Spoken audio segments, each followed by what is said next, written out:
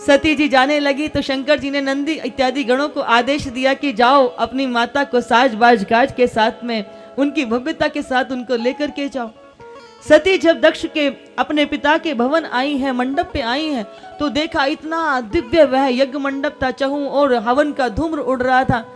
अनेक जगह से बहुत सारे सब दूर दूर से उस यज्ञ में भाग लेने के लिए आ रहे थे। और जब पिताजी की ओर देखा तो पिताजी ने मुख मोड़ लिया। सती समझ गई कि पिताजी अभी रूठे हुए हैं, लेकिन सादर भलई मिलई एक माता, भगनी मिलई बहुत मुस्काता। बहनें उपहास कर रही हैं, मुस्कुरा करके देख रही हैं, और इस मुस्कुराहट में प्रेम नहीं है, प्रीत नहीं है, इसमें एक कटाक्ष है कि देखो बिना निमंत्रण के आई है।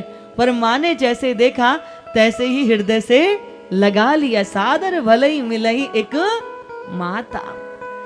देखो बंधुओं, बॉडी लैंग्वेज आपकी सब कुछ बता देती है कि आप जब किसी से कुछ बोलते हैं, इन देखने की जो आपकी जो देखने वाली दृष्टि है, किसी को प्रेम से देख रही हैं, कि क्रोध से देख रही हैं, कि वासना से देख रही हैं, कि वत्सलता से देख रही हैं, है तो वही आंखें, पर देखने की दृष्टि आपकी नीयत को व्यक्त कर देती है कि आपके हृदय में चल क्या रहा है।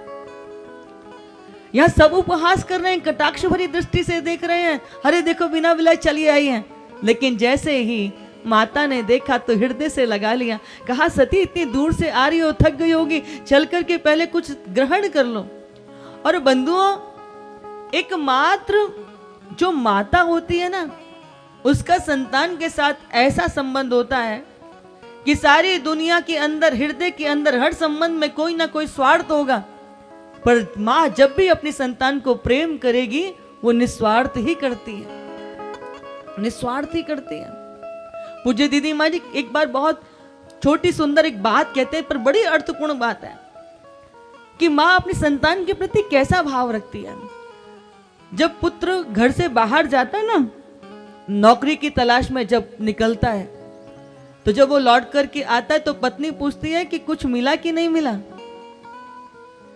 पिता पूछते हैं कुछ काम बना कि नहीं बना। लेकिन माँ क्या पूछती है, कुछ खाया कि नहीं खाया। बेटा छोटा सा कैसा भी हो, काला कलूटा से भी, लेकिन माता को क्या लगता है कि संपूर्ण सारे संसार का सबसे सुंदर मेरा बाल गोपाली है। और दुर्भाग्य यह है बंधुओं कि एक माता अपनी संपूर्ण संतानों को पाल पोस के बड़ा कर देती है, पर जब वही संतान बड़ी होती है ना, तो अपनी एक माँ नहीं संभाली जाती है।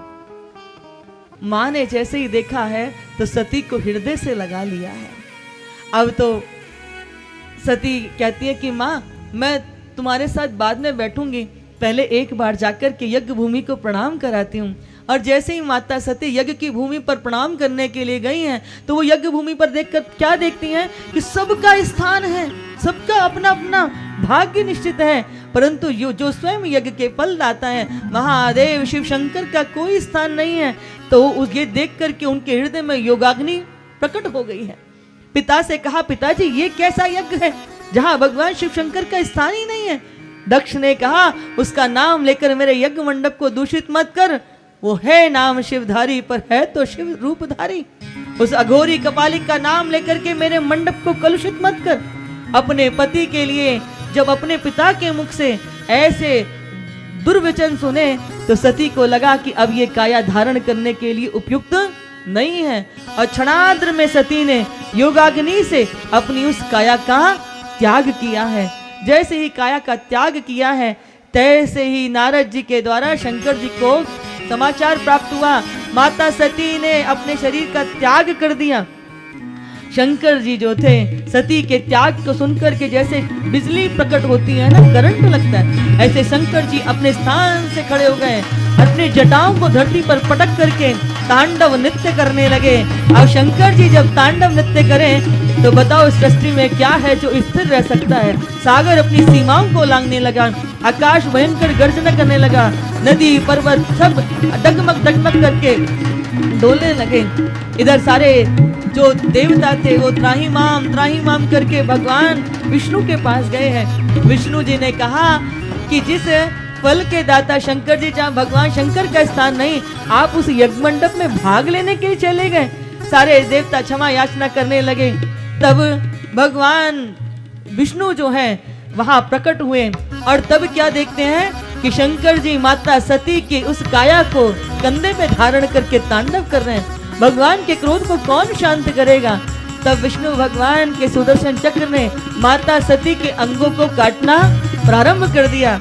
और जब शंकर जी ने देखा कि कांधे पर सती नहीं है, तब भगवान का क्रोध शांत हुआ। भगवान अपनी जटाओं को समेट करके पुनः कैलाश की उतंग उन शिखर में जाकर के विराजमान हो गए। और जहां जहां माता सती के अंग गिरे, वही संपूर्ण विश्व के अंदर शक्ति पीठ के रूप में स्थापित हो गए। आज भी सारा समाज उन शक्ति पीठ पर जाकर के मां भगवती की कृपा को प्राप्त करता है। वही स्थान 52 शक्ति पीठ कहलाई है। अब ये यज्ञ तो अधूरा रह गया। अब इस यज्ञ को पूर्ण कैसे किया जाए? यज्ञ के जो यजमान थे उनकी गर्दन काट करके वीरभद्र ने यज्ञ मंडप में अर्पित कर दिए। भगवान ने जब जटाओं को पटका तो वीरभद्र प्रकट हुए थे और उन वीरभद्र ने आकर के उस दक्ष के यज्ञ को खंडित कर दिया था। दक्ष की गर्दन को काट करके यज्ञ में आहूत कर दिया। भृग की आंख फोड़ दी, पूषा के दांत तोड़ दिए। सारे देवी देवता वहां से छोड़ के भाग गए। यज्ञ कैसे पूर्ण किया जाए? तब सब ने शंकर जी से याचना की है। और मैंने क्या कहा कि हमारे भोले बाबा कैसे हैं? भोले भंडारी। जिस दक्ष के कारण भगवान को सती का वियोग हुआ, उसी दक्ष के यज्ञ को पूर्ण कराने के लिए शंकर जी चले आए।